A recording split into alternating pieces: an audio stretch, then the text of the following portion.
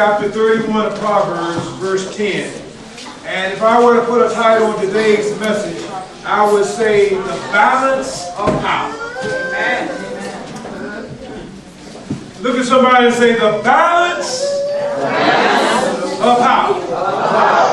You know, some people think they can handle power. But if you don't know how to balance power, power will handle you. That's why some folks, they get a little power and they go right to their head. You put them in charge and now they don't know what to do. All along they're telling you how to run things and how to do things, but you give them a little power and they don't know what and where and how to start. You know, when God created Adam, he knew that Adam had all the power to do the work. But he realized he couldn't do it by himself. So God said, I'm gonna give him a helpmate. I'm gonna balance his power. Come on, somebody. There's some things that a man can do, and then there's some things that only a woman can do. Come on, somebody, talk to me now. I'm talking to you just like you're sitting in my living room. It ain't no different. I want you to understand that power can be misconstrued. Power can be easily manipulated and used for the wrong purpose. But you will know when you're in a position and you're using the power that God gave you in the right way. You'll know it because it's going to reflect in your demeanor. People know when you're headstrong. People also know when you're overwhelmed. You ever seen somebody that so many people come at them at one time and they tell you, wait a minute, hold it, I got to get myself together here. You know some people like that. Some of y'all like that. They come at you too fast and then it confuses the whole point of view. But today I'm going to talk about women. And there's a lot of women in the Bible. And I'm only going to speak about a few of them. And I don't need to tell you, you already know about Jezebel. You already know about Delilah. And then there was a real bad sister in the Bible. That she tried to pull off a perfect plan, but power got to her head. And she had a name by the name of Athela. She was the daughter of Jezebel and King Ahab. And she had a rotten teacher. Because Jezebel was a stubborn prophetess that refused to change her way.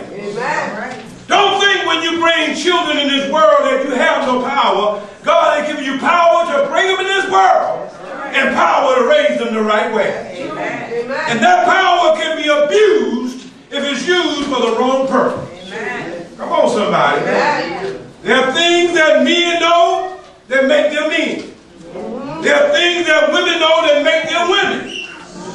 Brothers, y'all listening to me? All weak amens right now. I know what I'm talking about. I've been around a long time. There's some things that a woman just ain't going to tell you. That's true. Come on, somebody. So ain't no use to asking, just don't ask no more. And stop trying to figure it out because you ain't going to never figure it out. Women's secrets are like a deep ocean. You can search all you want. All you're going to wind up coming up with nothing but scales and flint. I know what I'm talking about.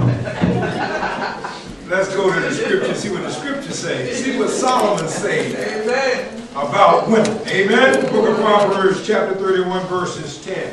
He says here, who can find a virtuous woman? Who can find a woman that's full of valor and good values? I think every man is looking for a good woman. I hear no amen. Y'all gonna get me on this sermon? Y'all gonna get with me? Huh? I'm gonna talk to you this morning now. Who can find a virtuous woman? I'm gonna try that again. Every man is looking for a good woman. Amen. Every woman is looking for a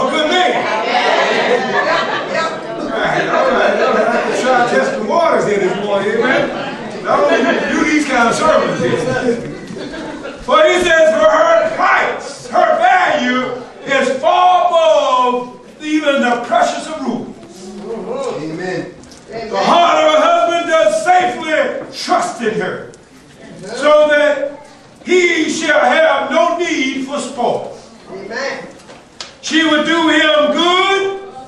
She would do him good and not evil all the days of her life.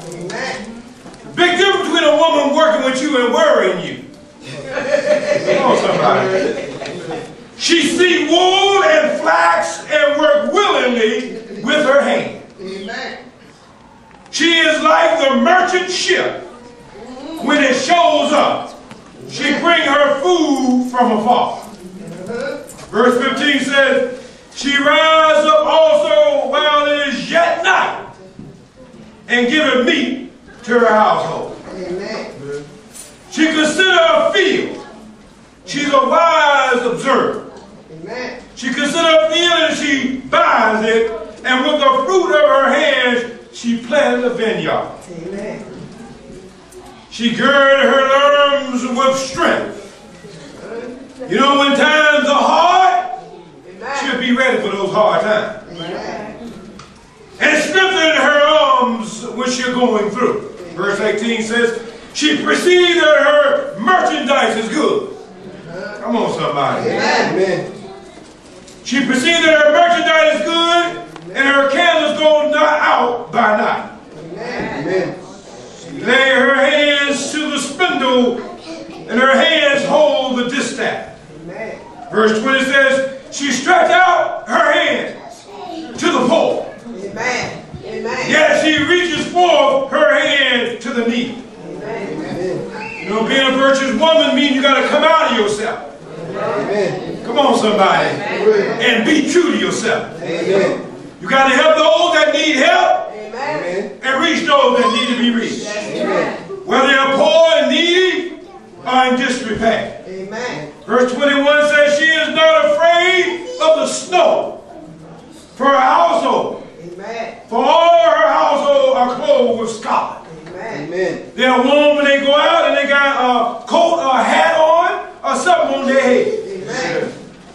She makes herself covering of tapestries. Amen. Her clothing is silk and purple. She finds the best to live by. Amen. Amen.